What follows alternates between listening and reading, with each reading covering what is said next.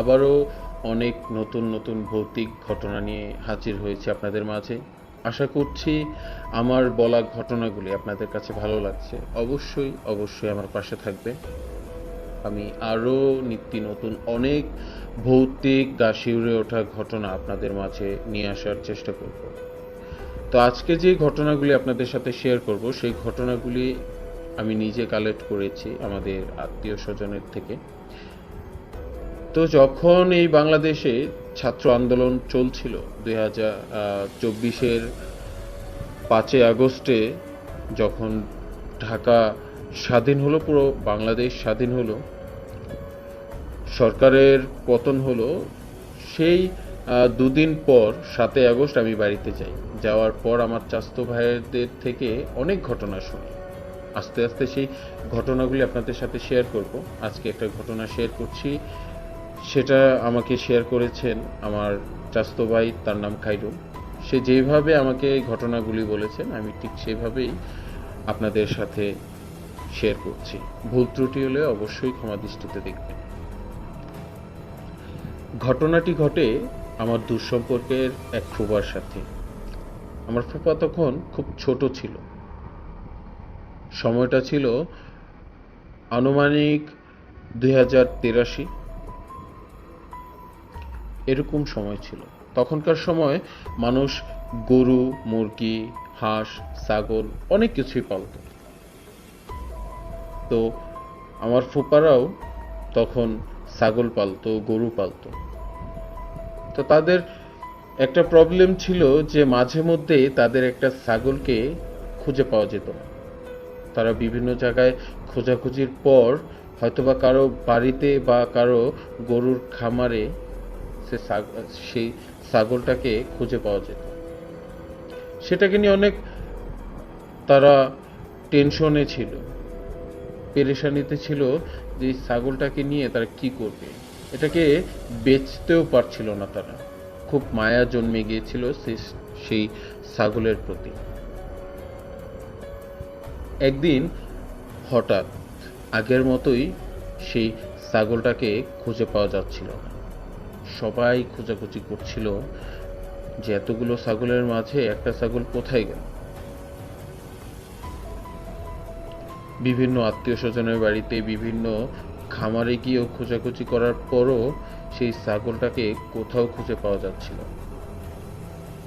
এমন সময় আমার ফুপার মনে হলো যে তার বাড়ির আশেপাশেই তো খুঁজে হলো না, যদি তাকে বাড়ির আশেপাশে খুঁজে পাওয়া যায়। তার মনে এমনটা বাড়ি দেওয়ার সাথে সাথেই সে দৌড়ে তার বাড়িতে, তার বাড়ির উঠোনের চারপাশে, বাড়ির পিছনে খোঁজাখুঁজি করতে লাগলো। একটা সময় তার কেমন যেন মনে হলো যে তার টয়লেটের উপর একটা শিমুল গাছ আছে। সে ভাবতেই শিমুল গাছের উপর যখন তাকালো, কি যেন একটা সে দেখতে পেল। তবে অন্ধকার থাকাতে তেমন কোনো কিছু বোঝা যাচ্ছিল না। তখন সে কিছু বুঝে না উঠতে পেরে ঘর থেকে দৌড়ে গিয়ে টর্চ লাইট আনে। টর্চ লাইটটা জ্বালাতেই, গাছের উপরে লাইটটা পড়তেই সে দেখতে পেল তাদের ছাগল গাছের উপরে একটি ডালের সাথে বেঁচে আছে। সে পুরোপুরি অবাক হয়ে যায় যে ছাগলটা এত উঁচু গাছে কিভাবে উঠলো। সে কিছু বুঝে উঠতে না পেরে দৌড়ে গিয়ে তার বাবা মাকে ডেকে আনে। তারা এসে যখন টর্চ লাইটের আলোতে দেখতে পেল যে তাদের ছাগল ওই শিমুল গাছের উপরে ঝুলে আছে, তখন তারা চিৎকার চেঁচামেচি করতে লাগলো।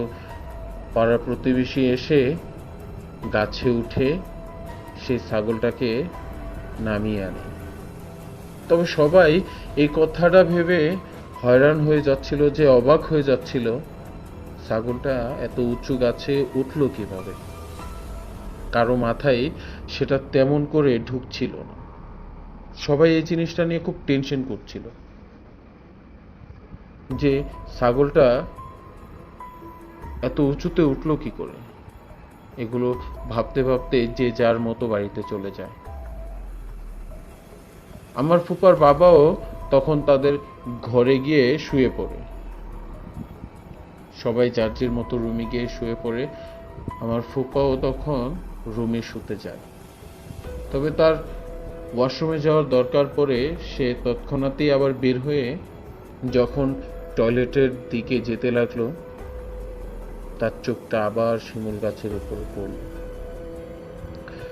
সে অন্ধকারের মাঝে দেখতে পেল যে কি যেন একটা গাছের উপর থেকে উল্টো হয়ে নেমে আসছে। স্বাভাবিক রকম মানুষ গাছে উঠতে গেলে বা নামতে গেলে তাদের মাথাটা উপর দিকে থাকে, পা নিচে থাকে। তবে সেই আবছা আবছা অন্ধকারে সে দেখতে পাচ্ছে যে কি যেন একটা মাথা নিচে দিয়ে ঠিক টিকটিকি বা তক্ষক বা যাই বলুন না কেন, ওই টিকটিকি জাতীয়র মতো সে মাথার নিচে দিয়ে নামছে। এটা দেখে সে একটা চিৎকার দিয়ে ওঠে। সে ছোট ছিল, খুব ভয় পেত সে। স্বাভাবিক, ছোটরা ভয় পাবে। আর যদি তাদের চোখের সামনে এমন কোনো ঘটনা ঘটে, সেটা তো ভয় পাওয়ারই মতো। সে যখন চিৎকার দিয়ে ওঠে, সেই জিনিসটা ঠিক সেইভাবে উল্টো হয়ে আবারও গাছের উপরে উঠেই কোথায় যেন উধাও হয়ে যায়। আমার ফুপার বাবা মা ওইখানে চলে আসে। ওইখানে এসে তাকে জিজ্ঞাসা করে, কি হয়েছে, চিৎকার করলি কেন? তখন সে বলল যে, বাবা, আমি এমন এমন কিছু দেখতে পেলাম। তখন তার বাবা বলে উঠল যে, আরে না, এটা হয়তো বা কোনো নেউল হবে বা কোনো অন্য কিছু হবে, প্রাণী জাতীয় কোনো কিছু হবে, হয়তো বা তুই দেখেছিস, ভয় পেয়ে গেছিস। বা আমাদের দেশে একটা প্রচলিত নাম আছে একটা জিপের, যে গুইল সাপ বলা হয় যেটাকে, ওরকম কিছু হতে পারে। তখন আমার ফুপাকে নিয়ে তার বাবা মা রুমে চলে যায়। সেদিন রাতটা মোটামুটি ভালোই কাটে তাদের। তবে 2 দিন পর তাদের 2টি ছাগল পাওয়া যাচ্ছিল। আবারও তারা টেনশনে পড়ে যায় এবং খোঁজাখুঁজি করে কোথাও পায় না। আপনাদের বলে রাখা ভালো যে আমাদের ওইখানে ভাটি অঞ্চলে বর্ষার সিজনে পুরো এলাকা জুড়ে ক্ষেত খামার যা আছে সব জুড়ে পানি থাকে, শুধু আমাদের ভিটাটা পানির উপরে থাকে। তো এখানে একটা শ্মশান আছে যেটা পানির সিজনে ডুবে যায়। বলতে গেলে পানির সিজনে ডুবে যায়। আর একটা উঁচু জায়গাতে যারা অন্য ধর্মের আছে, সনাতন ধর্ম, হিন্দু ধর্ম যাদের আছে, তারা মানুষকে পোড়ানোর জন্য ওই পানির সিজনে অন্য একটা উঁচু জায়গাতে তারা শ্মশান করে নেয়, সেখানে মানুষকে পোড়ানো হয়। তবে যখন পানি থাকে না, তখন নদীর পাড়ে তারা শ্মশান তৈরি করে এবং সেখানে মানুষ পোড়ায়, কারণ তাদের ছাইগুলো নদীতে ভাসিয়ে দিতে তাদের সুবিধা হয়। তো তখন তো বর্ষার সিজন ছিল। যখন সেই 2টো ছাগলকে পাওয়া যাচ্ছিল না, তখন আমার ফুফা এবং তার এক বন্ধু টর্চ লাইট নিয়ে খুঁজতে খুঁজতে সেই শ্মশান ভিটাতে চলে যায়। শ্মশান ভিটাতে যেতেই তারা অদ্ভুত কিছু দেখতে পারে। শ্মশান ভিটাতে বড় একটা কড়ই গাছ ছিল।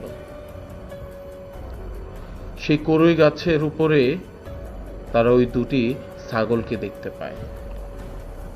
এমন ভাবে সেই ছাগল 2টি দাঁড়িয়েছিল সরু একটা ডালে, যেন তাদেরকে কেউ ধরে রেখেছে। স্বাভাবিকভাবে কোনো ছাগল কোনো চিকন ডালের উপর দাঁড়াতে পারবে না। তবে তারা ওই জিনিসটা দেখে খুব প্রচন্ড রকম ভয় পেয়ে যায় এবং তারা যখন ওই টর্চ লাইটের আলোটা গাছের নিচে দেয়, তখন তো তারা পুরোপুরি শিউরে ওঠে। এক কালো অভয়ব গাছের উপর হামাগুড়ি দিতে দিতে ওঠে। সে এমনভাবে উঠছিল, সে কোনো টিকটিকি বা গুই সাপ এমন জাতীয় কোনো কিছু চার হাত পা দিয়ে উঠতে লাগলো। তারা দেখে প্রচণ্ড রকম ভয়ে তারা একজন আরেকজনকে চেপে ধরে হাত ধরে শক্ত হয়ে দাঁড়িয়ে থাকে। তারা কি করবে বুঝতে পারছিল না। এমন সময় তারা দেখতে পেল যে সেই ভয়ঙ্কর জিনিসটা তাদের ছাগলের দিকে গিয়ে একটা ছাগলকে কামড় দিয়ে তার বুক বরাবর তার ভিতরের কলিজা হৃৎপিণ্ড কামড় দিয়ে বের করে ছিঁড়ে নিয়ে আসে।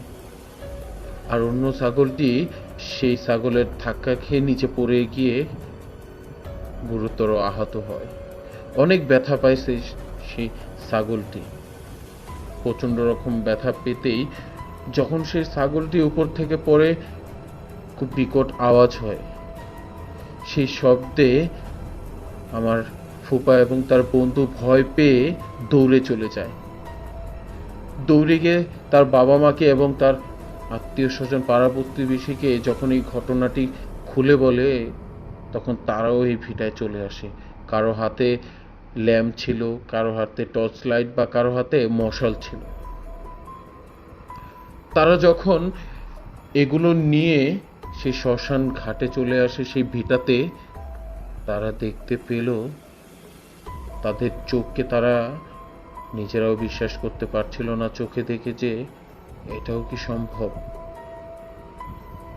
তারা এসে দেখে যে দুটি ছাগলেরই মাথা নেই, কে যেন মাথা ছিঁড়ে নিয়ে গেছে। দুটি ছাগলের বুক বরাবর কলিজা হৃৎপিণ্ড কে যেন ছিঁড়ে নিয়ে গেছে। চারদিকে রক্ত ছড়িয়ে ছিটিয়ে আছে।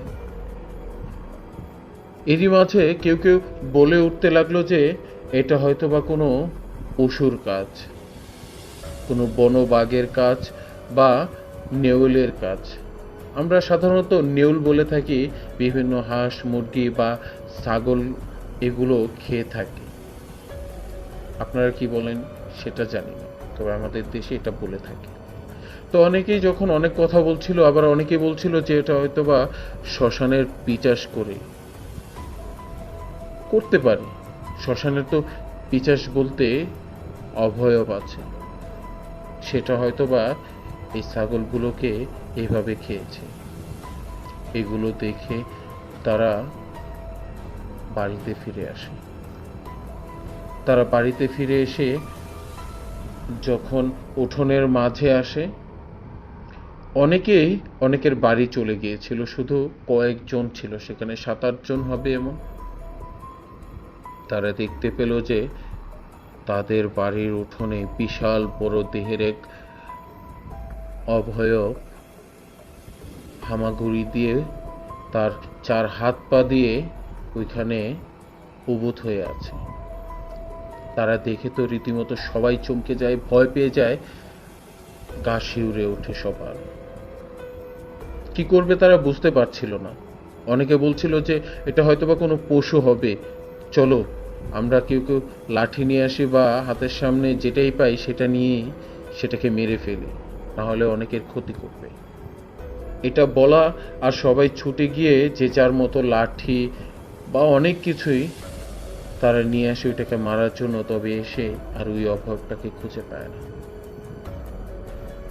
তখন তারা বাড়ির উঠোনে যেতেই ওই অভয়বের 4 হাত পায়ের ছাপ দেখতে পেল। বিশাল আকৃতির তার ছাপ ছিল।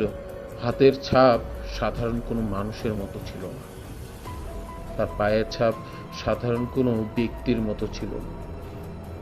বিশাল বিশাল পায়ের ছাপ, হাতের ছাপ ছিল তার।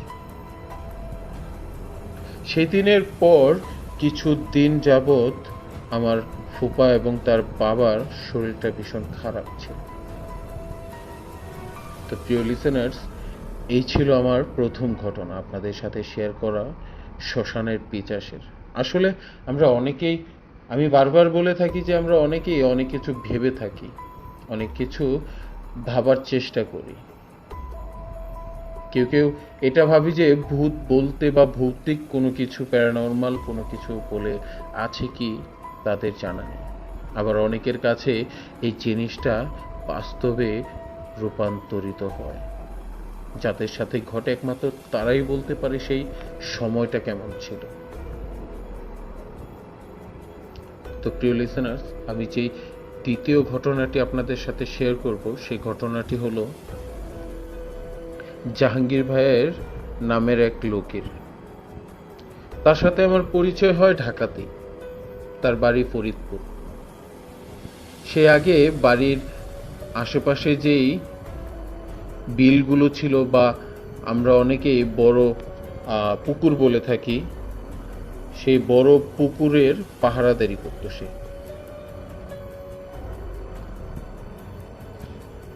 এটা কাইটা দিও এতটুকু, বুঝছো? তো আপনাদের সাথে এখন যে ঘটনাটি শেয়ার করব, আপনাদের সাথে যে দ্বিতীয় ঘটনাটি শেয়ার করব, সেই ঘটনাটি আমার এক পরিচিত ভাইয়ের মার কাছ থেকে শোনা। আসলে তার সেই ভাইটির সাথে আমার পরিচয় হয় ঢাকাতে, কাজের সুবাদে তার সাথে পরিচয় হয়েছিল অনেক আগে। তবে অনেক দিন যাবৎ তার কোনো খোঁজ পাচ্ছিলাম না। তখন তার বাড়িতে ফোন করার সাথে সাথে তার মা ফোনটা রিসিভ করে এবং তার কাছ থেকে সেই ঘটনাটি শুনতে পারি। তো চলুন সেই ঘটনাটি আপনাদের সাথে শেয়ার করছি। জাহাঙ্গীর ভাইয়ের বাড়ি ফরিদপুর, ফরিদপুরের কাঁঠালবাড়ি তার গ্রাম। কেউ কেউ ওটা ফরিদপুরেও পড়ে, চাঁদপুরের মাঝখানে ওই গ্রামটা কাঁঠালবাড়ি। ঠিক তেমনভাবে আমি ডিটেলসটা জানি না, তবে এতটুকু জানি, যেটা জানি সেটাই বললাম। তো সেই জাহাঙ্গীর ভাই ওইখানে এক বড় পুকুর পাড় ছিল, সেই পুকুরে পাহারাদারি করত সে। তার জীবনটা খুব ভালোই কাটছিল। সেই পুকুর পাহারাদারি করতে তারা দুজন করত, এবং করতে করতে এক সময় তার সাথে কিছু অদ্ভুত ঘটনা ঘটে। সেই ঘটনাটি তার পুকুরের পাশ থেকে, তার পুকুরের পাশে একটা আপনার গ্যান্ডারি, কেউ কেউ উক বলেন বা আখ বলেন, সেই গ্যান্ডারির ক্ষেত ছিল।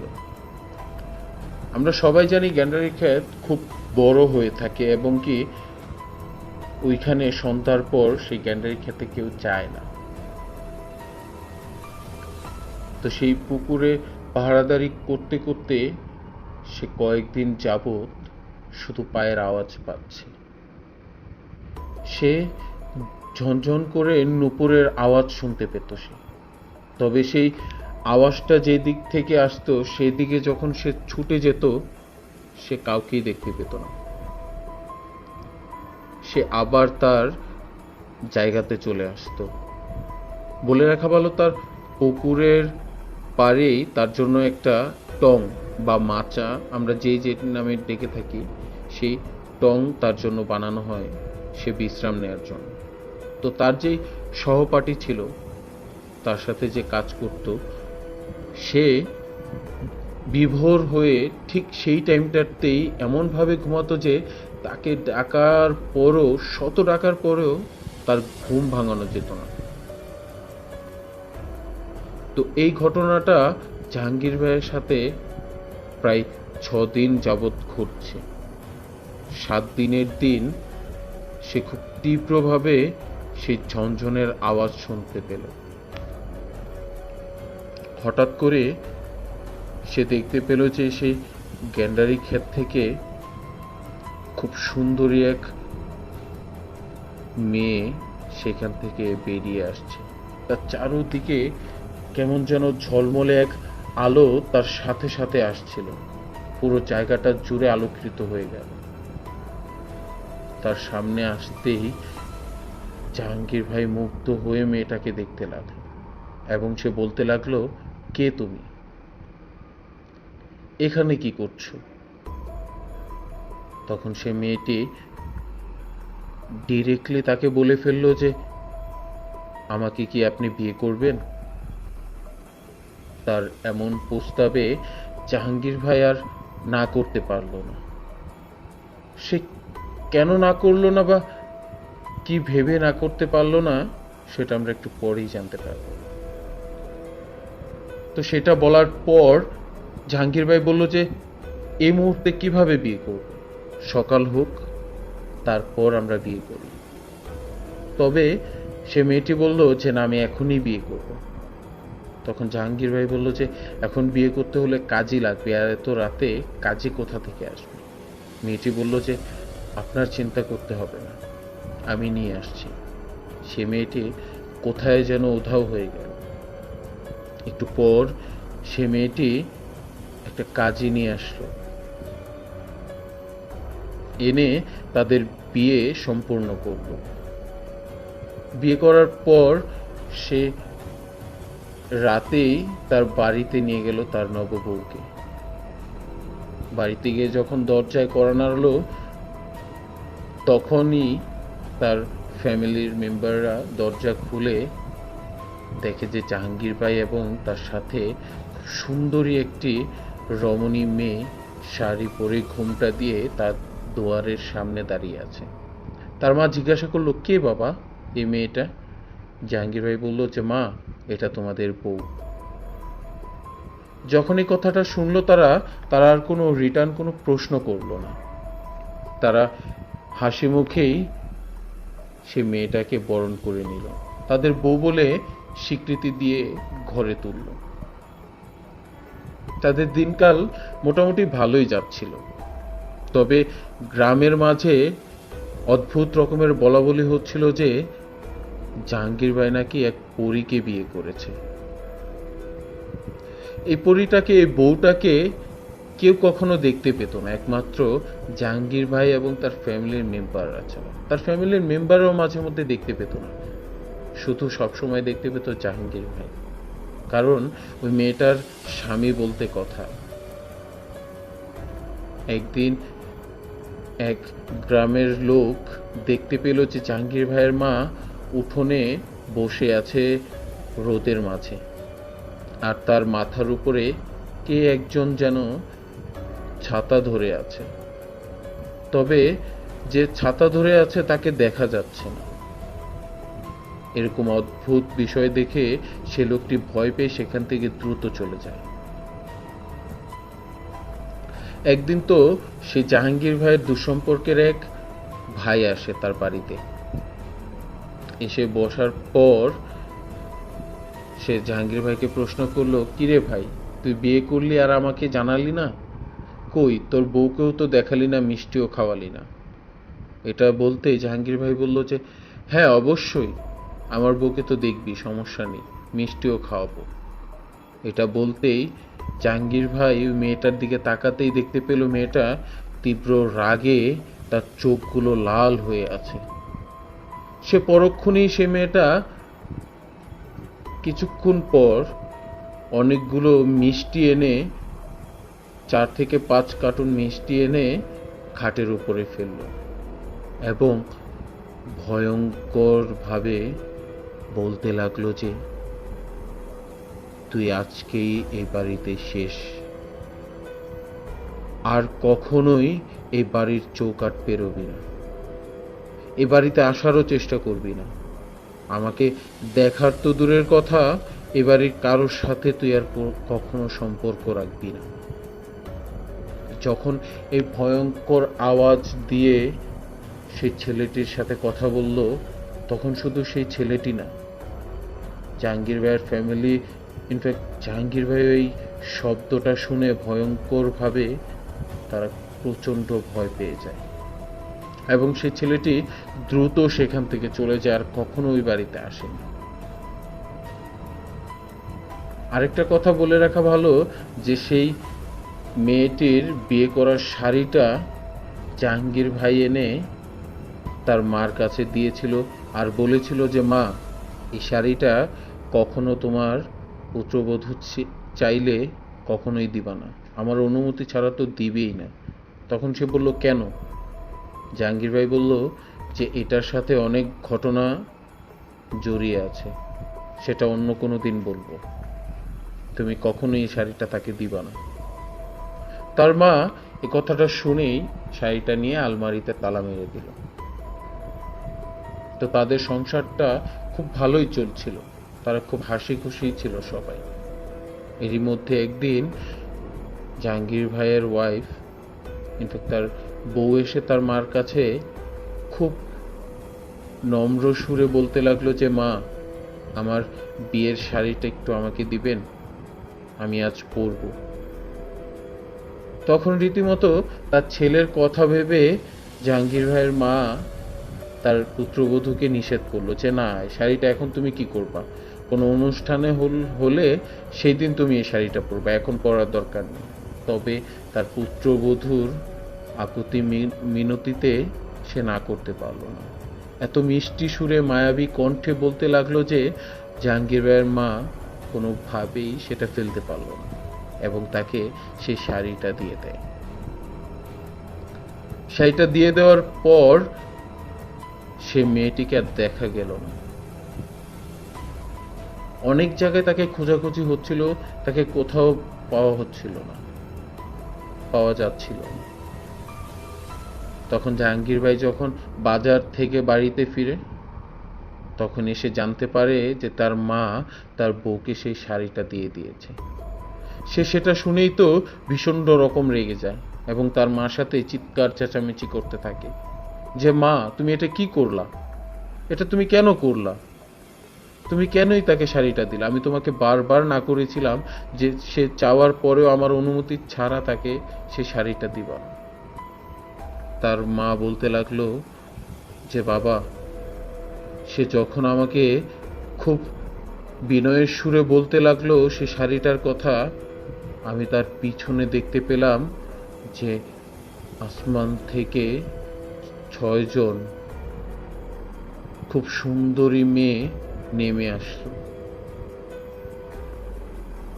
আমি যখন তার হাতে শাড়িটা দিলাম, ঠিক তখন থেকে সেই মেয়েগুলোকে এবং তোর বউকে কোথাও খুঁজে পাচ্ছি না। তখন জাহাঙ্গীর ভাই বলে উঠল যে, কেন শাড়িটা দিতে না করেছিলাম জানো? তখন সে তার মাকে সব ঘটনা খুলে বলে। সে অনেক দিন আগে যে পুকুরে এখন সে রাত্রে পাহারাদারি করে, সে পুকুর পাড়ে সে বসেছিল রাতে।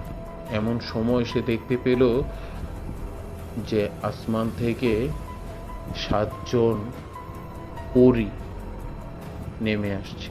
সে এটা দেখেই একটা ঝোপঝাড়ের মধ্যে সে লুকিয়ে পড়ে এবং সেই পরীগুলো, সেই সুন্দরী মেয়েগুলো পুকুর পাড়ে ঘাটে তাদের সুন্দর কাপড়গুলো রেখে তারা পুকুরে গোসল করতে নামে। তখনই জাহাঙ্গীর ভাই তার মাথায় এক শয়তানি বুদ্ধি এসে নাড়া দিতেই সে দৌড়ে গিয়ে সে মেয়েদের জামা কাপড় নিয়ে আবার ঝোপের মধ্যে চলে আসে। মেয়েগুলো গোসল শেষ করেই যখন ডাঙায় উঠতে যাবে, উপরে উঠতে যাবে, তারা লক্ষ্য করতে পারলো যে তাদের তো পরনের কাপড়গুলো ওইখানে আর নেই। তারা চিৎকার চেঁচামেচি করতে থাকলো আর বলতে লাগলো, কে নিয়েছো আমাদের কাপড়গুলো, বেরিয়ে আসো, আমাদের কাপড়গুলো দাও, আমরা উপরে উঠতে পারছি না। তখন খুব সাহস নিয়ে বুকের মধ্যে জাহাঙ্গীর ভাই ওই ঝোপ থেকে বের হয়ে এসে বলল, আমি তোমাদের কাপড় নিয়েছি। মেয়েগুলো ভেজা কাপড়েই পুকুরে দাঁড়িয়েছিল, সে উপরে উঠতে পারছিল না তারা। তখন জাহাঙ্গীর ভাই বলল যে, তোমাদের আমি দিতে পারি এক শর্তে তোমাদের কাপড়। বলল যে, কি শর্ত? তখন সে বলে উঠল যে, তোমাদের মধ্য থেকে যে কোনো একজন আমাকে বিয়ে করতে হবে। তখন বরাবরের মতো সবাই মোটামুটি না করছিল, 6 জনের মতো না করে ফেলেছে যে তাকে বিয়ে করবে। তবে তারা যে 7 জন মেয়ে ছিল, তারা 7 জন মেয়েই 7 বোন ছিল তারা। তবে তাদের বোনের মধ্যে সবচেয়ে বড় যে বোনটা ছিল, সে বোনটা রাজি হয় যে হ্যাঁ, আমি বিয়ে করব। সবাই তো রীতিমতো অবাক হয়ে যায় যে তুই কেন বিয়ে করবি এই মানুষ ছেলেটাকে। তখন সেই মেয়েটা বলল, তোরা কি তোদের কাপড় ফিরে পেতে চাস না? তখন বলল হ্যাঁ।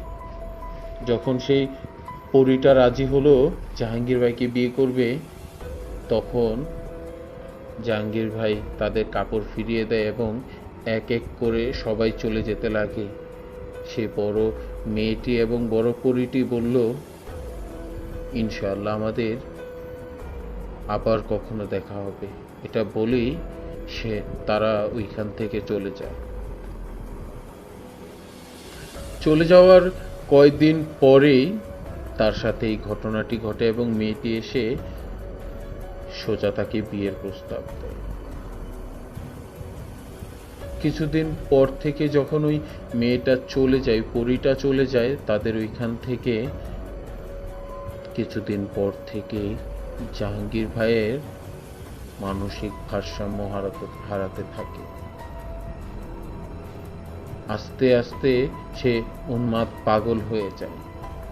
গ্রামবাসী বলাবলি করতে থাকে যে বউ চলে যাওয়ার কারণে সে পাগল হয়ে গেছে। তবে প্রিয় লিসেনার্স, আপনাদের কাছে একটাই প্রশ্ন আমার, অবশ্যই যদি আমার ঘটনাটি শুনে থাকেন অবশ্যই সেই প্রশ্নের উত্তরটি দিয়ে যাবেন। জাহাঙ্গীর ভাই কি আসলেও তার বউ চলে যাওয়ার কারণে সে পাগল হয়েছে, নাকি সে পরীদের সাথে বেয়াদবি করার কারণে তার আজকে এই পরিণতি? আপনাদের কাছে প্রশ্ন রইল, অবশ্যই আপনারা সেই প্রশ্নের উত্তরটি দিবেন। ধন্যবাদ প্রিয় লিসেনার্স আপনাদেরকে। আমাদের এই ভৌতিক ঘটনাগুলি রীতিমতো শোনার জন্য, প্রত্যেক দিন আপনাদের কাছে পৌঁছে দেওয়ার জন্য চ্যানেলটিকে সাবস্ক্রাইব করে রাখবেন, বেল আইকনটি ক্লিক করে রাখবেন। আপনাদের সাথে ঘটে যাওয়া ভৌতিক ঘটনাগুলি যদি আমাদের সাথে শেয়ার করতে চান অবশ্যই আমাদের ডিসক্রিপশনে গিয়ে আমাদের ইমেল অ্যাড্রেস দেওয়া আছে, ওইখানে গিয়ে আমাদেরকে ইমেল করতে পারেন। আপনার ঘটনা, আপনার নাম, আপনার ঠিকানা এবং পেশা লিখে অবশ্যই আপনার ঘটনাটি আমাদের কাছে শেয়ার করতে পারেন। আমাদের ভৌতিক যে ঘটনাগুলি আপনাদের সাথে শেয়ার করি, অনেকের কাছে হয়তোবা সেটি কাল্পনিক হতে পারে বা কারো কাছে বিশ্বাসযোগ্য নাও হতে পারে, তবে এতটুকু বলে রাখি, আমরা যেইভাবে ঘটনাগুলি শুনি ঠিক সেভাবে আপনাদের কাছে উপস্থাপন করি।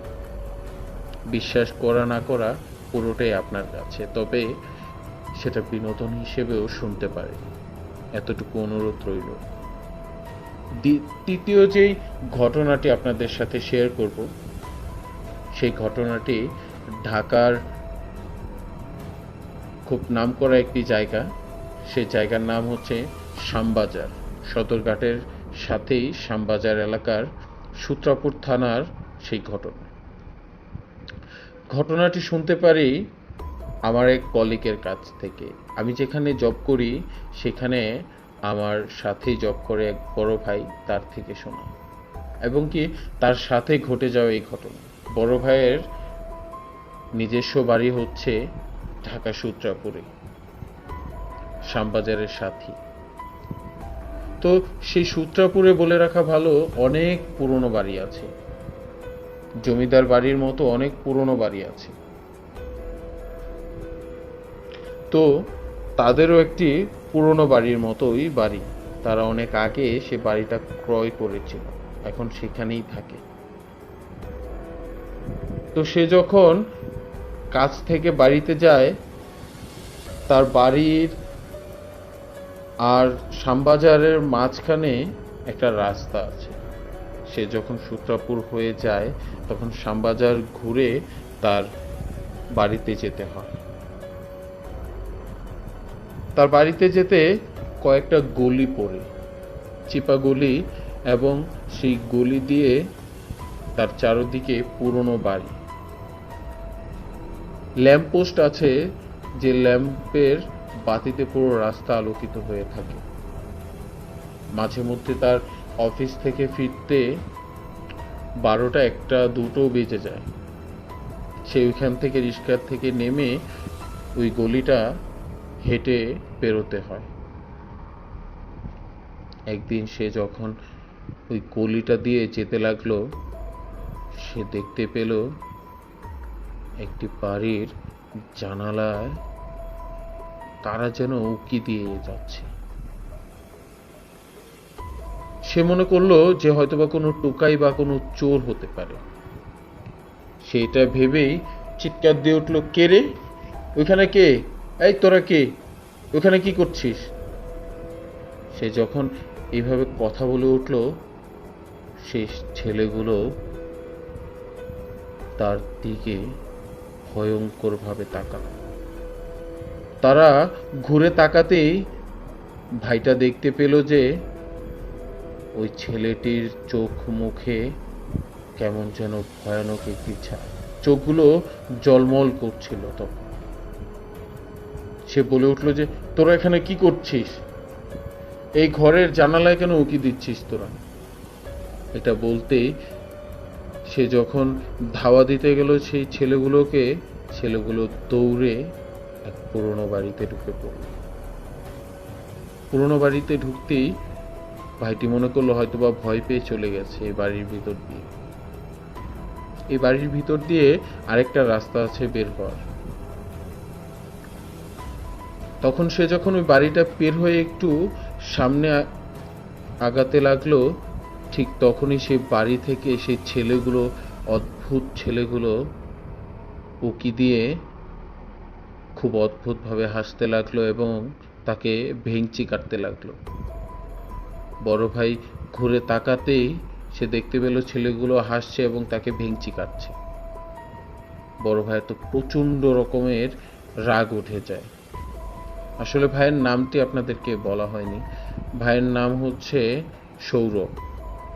তো সৌরভ ভাই প্রচন্ড রেগে যায় এবং রেগে গিয়ে তাদের তাড়া করতে থাকে এবং বাড়ির ভিতরে ঢুকে পড়ে। বাড়ির ভিতরে ঢুকতেই তার সাথে অদ্ভুত রকমের ঘটনা ঘটে যায়। সে উপলব্ধি করতে পারে যে হয়তোবা এখন তার সাথে কিছু খারাপ কিছু ঘটতে পারে। সেই ছেলেগুলো ছিল 2 থেকে 3 জন। তবে বাড়ির মধ্যে গিয়ে সে সৌরভ ভাই যখন উঠানের মাঝে দাঁড়ালো, সে দেখতে পেল তার চারদিকে সে অদ্ভুত রকমের ছেলেগুলো হাসতেছে এবং তাকে ধরার জন্য এগোতে লাগলো। সৌরভ ভাই খুব সাহসী ছিল, কিন্তু এমন সময়, এমন সিচুয়েশনে যত সাহসী মানুষই হোক সে একটু হলেও ভয় পাবে। সে ভয় পেয়ে যখন দৌড়তে লাগলো, পেছন থেকে কে যেন তাকে টেনে ধরলো। তার কলারে যখন টেনে ধরলো, সে আল্লাহর নাম নিয়ে সূরা তেলাওয়াত করতে থাকলো, আয়াতুল কুরসি তেলাওয়াত করতে থাকলো। সে যখন আয়াতুল কুরসি পড়ে তার গায়ে ফু দেয়, সেই ছেলেটি তাকে ছেড়ে দেয়। সে এক দৌড় দিয়ে বাড়ি থেকে বেরোতে গিয়ে গেটের সাথে বাড়ি খেয়ে তার পায়ে প্রচন্ড রকমের ব্যথা পায়। তারপরও সে দৌড়তে লাগে, ব্যথা পাওয়া নিয়েই সে দৌড়তে লাগে আর পিছে তাকিয়ে দেখে সেই ছেলেগুলো তাকে তাড়া করছে। সেই তাড়া খেয়ে দৌড়তে দৌড়তে যখন তার বাড়ির সামনে গেল, সে দেখতে পেল তার বাড়ির দরজা খোলা। সেই খোলা দরজা দেখেই সে দৌড়ে গিয়ে লাফ দিয়ে দরজার ভিতরে যখন ঢুকে পড়লো, দরজার সাথে বাড়ি খেয়ে সে নিচে পড়ে যায় এবং সে তখনই সেন্সলেস হয়ে পড়ে। এই দরজার বাড়ির আওয়াজে তার ফ্যামিলির সবাই দৌড়ে এসে দেখে যে গেটের বাইরে অনেকগুলো অদ্ভুত রকমের ছেলে দাঁড়িয়ে আছে এবং তাদের চোখ ঝলমল করছে, এবং নিচে তাকিয়ে দেখে তাদের ছেলে পড়ে আছে। সৌরভ ভাই অচেতন অবস্থায় যখন পড়েছিল, তাদের বাবা মা চিৎকার করে ওঠে এবং দৌড়ে আসে এবং তাকে ঘরে নিয়ে যায়। পাড়া প্রতিবেশী সে চিৎকার চেঁচামেচিতে তাদের বাড়িতে চলে আসে এবং সৌরভ ভাইয়ের মা বাবা বলতে লাগলো যে ভাই এই ঘটনা, আপনারা কি বাইরে কোনো এরকম ছেলেদেরকে দেখেছেন? তখন পাড়া প্রতিবেশী বলতে লাগলো যে না না, এমন তো কাউকেই দেখতে পেলাম না। তাদের বাবা মারা আর বুঝতে বাকি নেই যে এটা কোনো অদ্ভুত কোনো কিছু হতে পারে, কোনো অভয়ব হতে পারে, কোনো ভূত হতে পারে বা জিন হতে পারে। যখন সৌরভ ভাইয়ের জ্ঞান ফিরল, তখন সৌরভ ভাই তাদেরকে পুরো ঘটনাটা বলল যে আমি একটি বাড়ির জানালায় এই অদ্ভুত রকমের ছেলেগুলোকে উকি দিতে দেখেছি। তখন তার বাবা মার আর বুঝতে বাকি নেই যে এটা কোনো জিন হতে পারে। ঠিক তখনই তারা এই রাতেই ছুটে গেল ওই বাড়িতে। সৌরভ ভাই এবং তাদের পাড়া প্রতিবেশী, সৌরভ ভাইয়ের মা বাবা সবাই যায় ওই বাড়িতে। গিয়ে ওই জানালার যেই ঘরটা ছিল ওই ঘরের মানুষগুলোকে ডেকে ওঠা, এবং তারা ঘরে গিয়ে দেখে যে শুধু একটি লোক, তার ওয়াইফ এবং তার ছোট বাচ্চা। তারা মনে করেছিল যে তাদের বাচ্চাটা ঘুমোচ্ছে, তবে সেটা ভুল ছিল। সে বাচ্চাটাকে মৃত অবস্থায় তার মা দেখতে পায়। তার মা ঘুম থেকে উঠে ভেবেছিল যে তার বাচ্চা ঘুমোচ্ছে, এর জন্য সে বাচ্চাটাকে আর কোনো শব্দ না করে সে উঠে গিয়ে দরজাটা খোলার পর যখন বলল যে আপনাদের জানালায় এমন এমন ছেলেগুলো উকি দিচ্ছিল, জানালাটা খোলা, তখন সে দৌড়ে গিয়ে যখন ছেলেটিকে কোলে ওঠায়, বাচ্চাটাকে দেখলো যে সে বাচ্চাটা জীবিত নেই। আসলে সেই দিন যদি সৌরভ ভাই আর কিছুক্ষণ আগে ওইখানে পৌঁছতে পারতো, হয়তোবা সেই জিনগুলো থেকে সেই বাচ্চাটাকে উদ্ধার করতে পারত। আসলে আমরা অনেকেই সেই জিনগুলোকে অনেক নামে ডেকে থাকি, তবে সেই জিনগুলোকে বলা হয় যে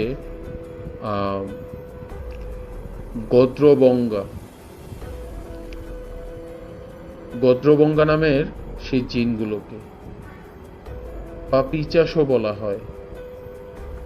তারা কিছুটা বামনের মতো হয়, দেখতে বামনের মতো দেখা যায়, ব্রাহ্মণের মতো, তবে তারা ব্রাহ্মণ না, তারা মুসলিম জিন।